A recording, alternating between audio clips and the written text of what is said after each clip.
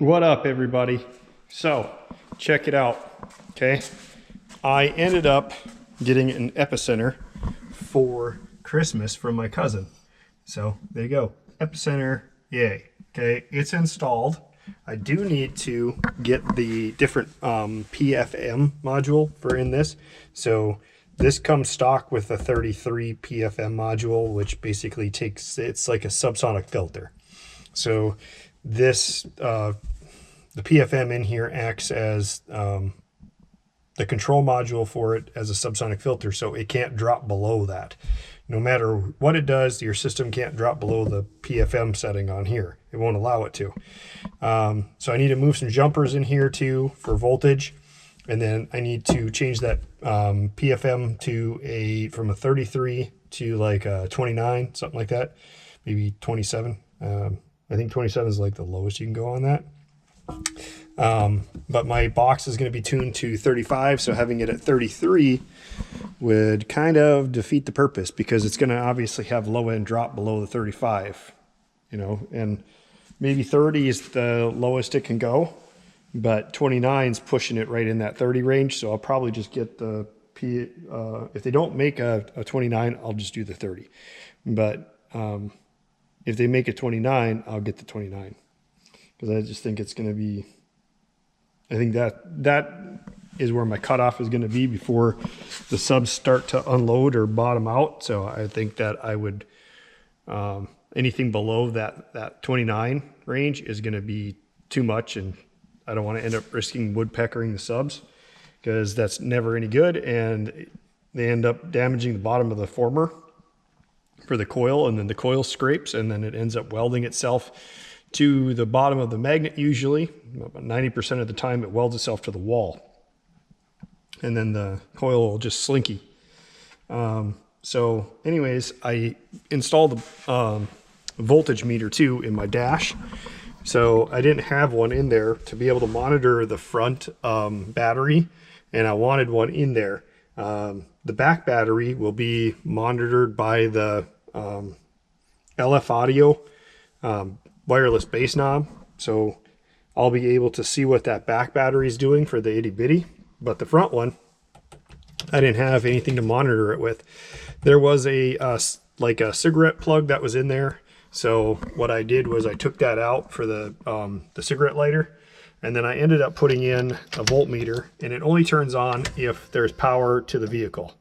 So it doesn't just turn on, and that's 12.2. That's just from the vehicle just resting for, I don't know, a couple months now, and it hasn't done anything. Of course, I really haven't had like the ground hooked up or anything like that, but I have the power wires taped off, and so there shouldn't be any power going anywhere that I don't want it to. Except for the ends of these, I don't have them capped off yet for the, that's for the, it was for the dome light wire. So this is power to where that dome light wire went to, which is now basically rerouted. I just kind of tapped into it and redid everything. But I will eventually do that. And I put the base knob down here, or the control knob. So this is like power output control. So when you turn this on, basically I will max this out so that it's doing full replication. This has to be on in order for it to do its thing. So I will turn this all the way up and max it out, and then I will use the LF audio bass knob to be able to just turn it up and down just like normal, because this will have RCAs. Basically the RCAs will go into from the deck into the Epicenter, and then from the Epicenter to the wireless LAF or LF audio, sorry. So it'll go from the LF audio wireless bass knob to the amp. So Epicenter to, or deck to Epicenter, Epicenter to wireless bass knob to the amp. And the amp will then only see subwoofer or subline output from the RCAs as long as that wireless bass knob is turned up or turned on. Yeah. And then I can see the frequency that's coming in from the Epicenter too through that wireless base knob. That wireless base knob is pretty good. I mean, for 350 bucks, it better be. And I know I talked to the guy a couple times that runs that company or owns that company. Really good dude. Gave me a couple pointers on some things and stuff like that I was working on with the sound van. So nice guy, and you can follow his YouTube channel or his Facebook feed, and he's always testing stuff, and he shows you guys the nitty-gritty of everything like that and how he puts things through the test and makes sure that everything is tested and working perfectly fine before he sends it out the door. He does a lot of trial and error with this stuff, so I would trust that guy over some of the other stuff. You're spending more money for a high quality product. So if you think that 350 bucks is high for a wireless base knob, that's fine, it is. But it's quality. So if you're going to go with like the base head garage one, that's like $189. I've heard a lot of people having problems with them, and it goes into full max mode and it won't turn off, or it won't let you turn it down for the system. So you have to get back in your car and turn your deck down just because it's stuck. So then, yeah, that's a bit of a problem when your base knob gets stuck and you can't just adjust your voltage, or you can't adjust your base up or down anymore. It's just stuck there. No matter if you turn it down, it's just stuck. You turn it up, it won't go. It's just, there it is. Basically, you turn it past a certain point, it sends a signal back to that module. The module sees it and just shoots it straight up to full. It doesn't even just slowly roll into it. It doesn't go to where it's supposed to go as positioning. It just full maxes itself out, and that's a problem. So I'd rather go for quality over something that's just kind of thrown together and then here you go, this is what you get. Yeah, I think we're getting there with some stuff. I do have the lights. I unplugged the fuse inside there that runs up there. I do have the power on now. So if I turn the key into the forward position, then I hit the switch that would be for those lights. Do I have to go further? I think I have to go further. Yeah, there you go. So once the key is in the on position and stuff, I can control the switch to be able to turn these on and off. I do have the fuse taken out for the front LED bar. So this is just those working. So now if I want to, I can turn them on, turn them off. It doesn't really matter. That's another thing that I got figured out. And since I had power, I thought that I would show you guys. I did run into an issue where the wiring must have got crimped or something for that light for the four-wheel drive bracket. But I don't really care. I don't really need it. I know if it's in four-wheel drive or not in four-wheel drive. It'll say it on the dash as an indicator. That light was just there, just saying, it literally all it do is light up and say 4x4 on there. So I just thought it'd be cool to have it lit up, but unfortunately that's not a thing that's gonna happen, and I don't really care at this point. So, oh well, I cut the wire off and taped it up, threw it back up, threw the cap back on there, or that bezel back on there. So I don't really care. This did turn out really good. This is dried up, this is done. This has been dried for a couple days. I had some friends throwing some stuff onto the tailgate, so there's no damage to the tailgate or anything like that as far as I know for chipping. There is stuff on here though that you can move around, like dust or whatever. So there's none of this stuff is chipping off as far as I know. So that's pretty good. Works, it's done. I need to fill these gaps right here. So there's a big gap or channel down here and up there on each side. And what I will do is throw in some the PL 3X in there.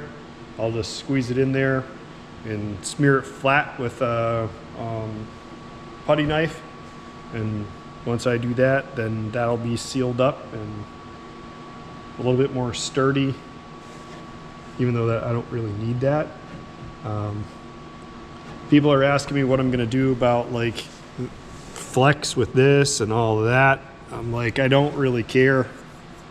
The box needs to stay independent from the cab, so people are like, oh yeah, stick some, you know, stuff in there, shove a piece of wood in there, screw it together with bolts. I'm like, yeah, then you rip your metal because you're driving down the road, and the way that the frame is meant to be able to kind of twist from side to side with the suspension, and it gives it separate rotation. So by doing that, you're basically turning the truck into a unibody, and it's defeating the way the suspension is built or made. And by putting bolts through there, you'll end up ripping the metal. Maybe not right away, but you give it a year, you'll rip the metal. Because if you're driving it around town, you're driving it around in the country or wherever, and you're hitting bumps and stuff, going over train tracks, whatever, it's supposed to be able to move like independently. And by it being solid mounted, that's not going to move independently. So I'm not worried about it. I'll deal with that later on if there's a lot of flex or a lot of issues. Right now, the next thing I'm doing is going to be sound deadening that back wall all the way around it after I fill that in and get that stuff to kind of dry up. Yeah. Then I wonder if I can put that up there without it leaking out, if it'll actually not like sit there and leak down if I put that up across the top. Otherwise, across the very, very top, I might have to do LoonyMaxx because that stuff is so thick it just doesn't move. Otherwise, yeah, I got to sound deaden that back wall, then start doing layers because that'll be one layer for the full back wall, and then do like another couple layers.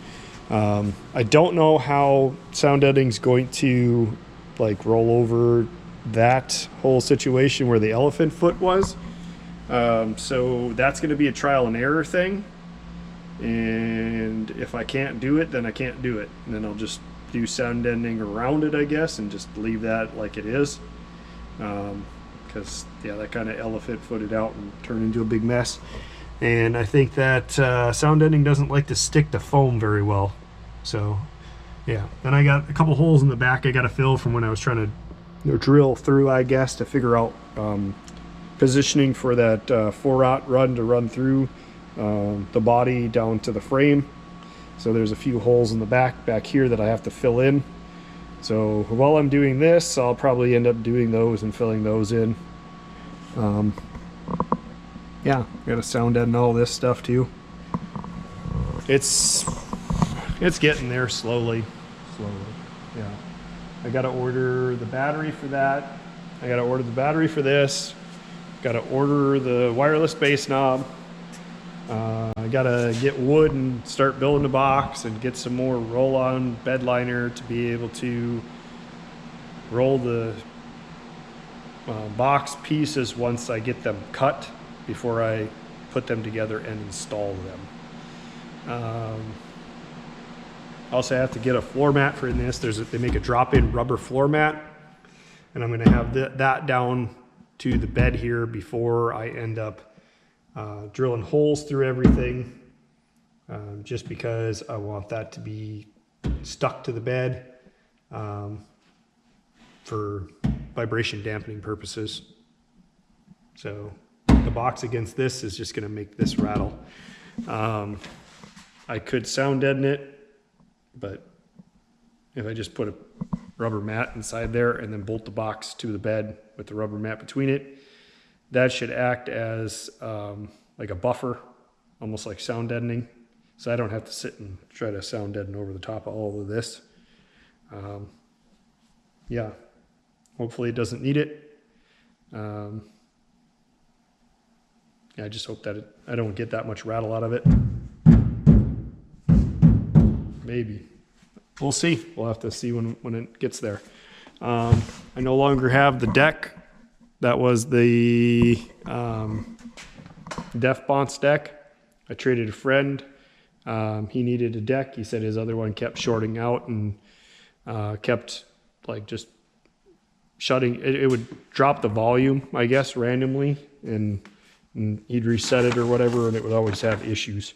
So I traded him a 500 watt JL Audio JX amp for this plus $50, and he got a good deck out of the deal. I had that set up and cut down for the van, but then I decided that I'm going to sell the van. So I'm no longer going to put that deck in there. I could have kept it and used it in a different project that I have in my mind. But that's all money too that I don't really need to deal with right now. So I will worry about that at a different time or a different date, and I can always pick up another one of those head units if and when that project comes about. I also got the other extension wires in. The pink will lead over to the passenger side. The white will stay over if I need to for the driver's side. But I did get 2 other extensions. Not sure if I'm going to need them, but they are unbalanced, and they're Kluber cable Pro Series. So let's see if I can get you guys in on that and you can see what I'm talking about. There it is if you want to go and look that up. And you guys can check it out. I got them off, they have a store on eBay. I got them off of eBay. They were, I think, $13.95 per 3-foot cable. Yeah, if you want, they have different colors and stuff like that too. If you want longer ones, they make longer ones as well too. The reason why I got them, just as an extension thing, so it is female on one end and male on the other end. So that works out that way.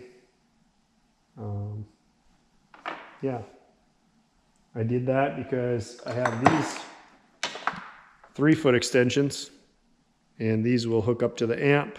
One will split up for 1 amp and one will split down for the other amp. And then this will be right channel. And then this will be left channel. One will split up for 1 amp, one will split down for the other amp. So then it can be split that way. And then if I need this to be in line, I can always take it and extend it, because I can just take this and just slap it together, and then it'll go like that, and that's one extension done. And then this will plug in to the original RCA for that side of the vehicle. And then if I need to for the other one, same side, just as an extension, this would be right channel, this would be left channel. Do the same thing, because I remember my passenger side didn't need it, so that's why I ended up getting these 2 as well, like that. Now I remember.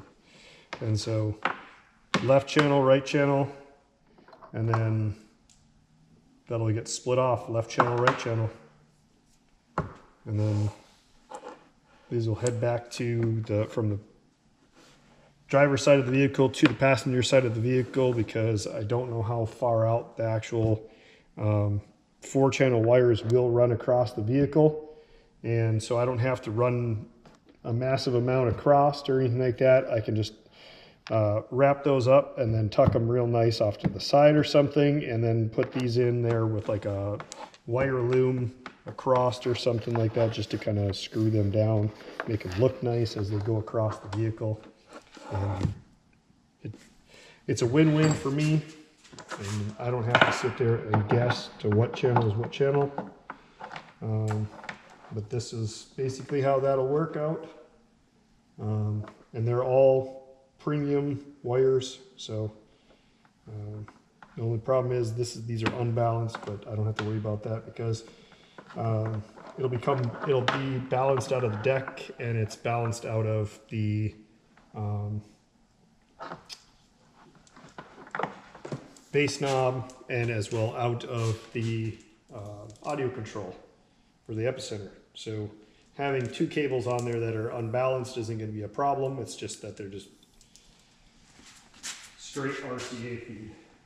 So they're actually a phono cable, and we'll see how it works out. I'll just throw these in here real quick and just give it a guess on plug in.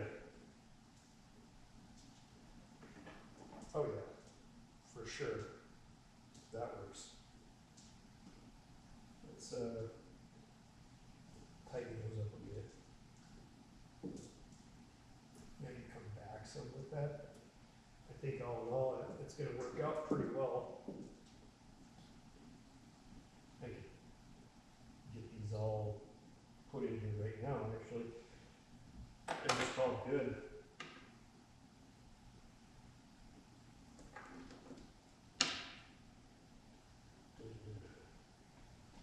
Yeah, because I think I'm just going to need something like that, and then we can just do those up. Those cables will sit there, put one here, put one there, put that there, that'll go there. Nope. Yeah. Those connectors are kind of in an odd spot. I'm going to pull these back some.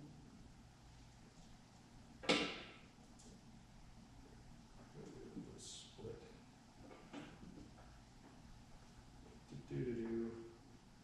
I mean, it'll split still well, and I have enough light here, so I don't really have to worry too much on that.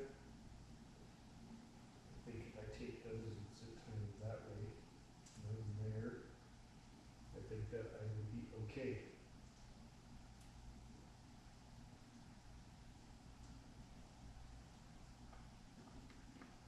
And that gets me back out of the way for the Epicenter now. So I think I'm going to leave it something like this and just get some of those adapters and adapt it into there. I'll show you guys what I'm talking about. So you probably heard me mumble into myself, but I will leave it kind of like that, get some of those connectors, and I'll run those inside there. I just have to be really careful, because if I end up screwing down too hard, it'll snap the little connectors and stuff. But yeah, I think I'll run it like that, and then that'll work for the 4-channel. I'll have all kinds of wires running every which direction, but it'll eventually get there and get cleaned up. Anyways, if you haven't already, go ahead and smash the like button and subscribe. I'll catch you guys in the next one.